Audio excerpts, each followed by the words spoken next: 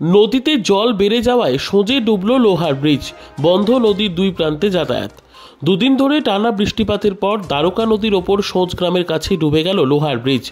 মূলত এই ব্রিজ হয়ে খুব সহজে ময়ূরেশ্বরের দিক থেকে মল্লারপুর পারাপার করা যেত। গত শনি ও রবিবার দুদিনের টানা বৃষ্টিপাতের পর রবিবার দিন ডুবে যায় এই লোহার ব্রিজ। আর আজ অর্থাৎ সোমবার দিনও সেই লোহার ব্রিজ ডুবে থাকার কারণে যাতায়াতে সমস্যা হয়েছে নদীর দুই প্রান্তের মানুষজনের।